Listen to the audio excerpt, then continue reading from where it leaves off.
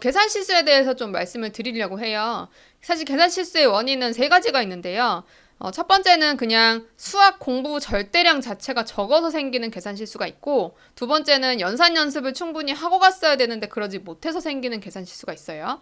세 번째는 연산 자체는 잘하는데 문제 난이도가 어렵다 보니까 정신이 없어서 생기는 계산 실수가 있어요. 그 세 가지에 대해서 좀 말씀을 드릴게요. 일단 첫 번째 경우는 진짜 심플한데 계산이 자꾸 틀려요 라고 하는데 표면적으로는 계산이 틀린 것 같아 보여도 사실은 계산 실수가 아니라 그냥 문제 자체를 많이 안 풀어서 생기는 경우가 많아요. 예를 들어서 이런 스타일의 문제를 10,000문제 정도 경험을 해봐야지 계산 실수가 안 난다라고 생각을 하면 이 친구 같은 경우에 이제 한 3,000문제 푼 거죠. 근데 어머님이나 학생이 느끼기에는 이 정도도 많이 풀었는데 왜 안 되지? 라고 생각할 수 있어요. 근데 이게 개인마다 채워줘야 되는 절대량이거든요. 근데 그 절대량이 각자마다 달라요. 어떤 아이는 요만큼 채우면은 딱 그게 계산이 되고 어떤 친구는 이만큼 채워야 되고 이게 사람마다 좀 다르기 때문에 만약에 공부를 좀 했는데도 잘 안 된다. 그냥 수학 문제 이해하는 것도 어려워하고 계산도 틀린다라고 하면 그냥 공부량의 부족이니까 계산만 가지고 뭘 하기보다는 여태까지 하던 공부 계속 꾸준히 하면 되고 양을 좀 더 늘려주면 좋아요. 두 번째는 공부는 충분히 많이 하는데 계산이 자꾸 안 된다. 개념은 잘 이해가 되는데 계산 안 된다. 이런 경우에는 연산 문제집을 따로 풀려주시는 게 좋아요. 연산 문제집 되게 많잖아요. 중학교 1학년 1학기 같은 경우에는 문자와 식 단원 많이 풀려주셔야 되고 여기 연습이 안 되면 계속 계산 실수가 나는 게 정상이에요. 그래서 이거는 많이 시켜주셔야 되고 2학년 1학기 때는 곱셈 공식 부분 당연히 계산 연습 많이 시켜주셔야 돼요. 다른 단원처럼 그냥 한 단원 풀고 한 단원 풀고 이렇게 하면 안 되고 일반 문제집 뭐 예를 들어서 셈 같은 걸 푼다라고 하면은 셈 푸는 거랑 연산 문제집을 한 건 풀려주셔야 돼요.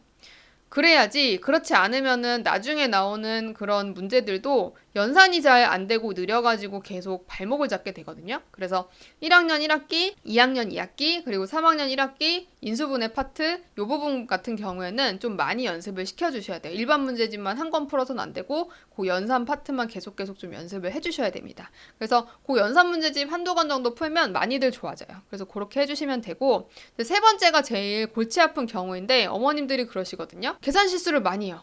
그렇게 얘기를 하는데 막상 계산을 시켜보면 계산을 잘해요.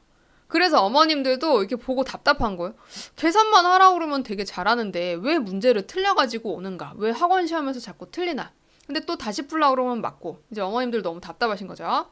이거는 계산의 문제가 아니고 문제가 어려워서 그런 거거든요. 그러니까 이게 사람이 예를 들어서 이제 그냥 숨 쉬면 숨쉬기가 편하죠. 근데 만약에 등산을 하면서 숨을 쉬기 조금 숨이 좀 차죠. 혹은 뭐 노래를 부르면서 이렇게 약간 움직이기 하면은 또 좀 숨이 차죠. 이유가 뭘까요? 숨을 잘 못 쉬는 게 원인인가요? 아니죠. 다른 게 과부하가 오니까 숨쉬기가 힘든 거예요. 수학도 마찬가지거든요. 어려운 문제를 풀게 되면 여러 가지 조건도 신경 써야 되고 생각할 게 너무 많기 때문에 계산 실수까지 꼼꼼하게 안 할 수 있게 신경 쓰기가 굉장히 어려워요. 이게 분산되는 거예요, 시선이.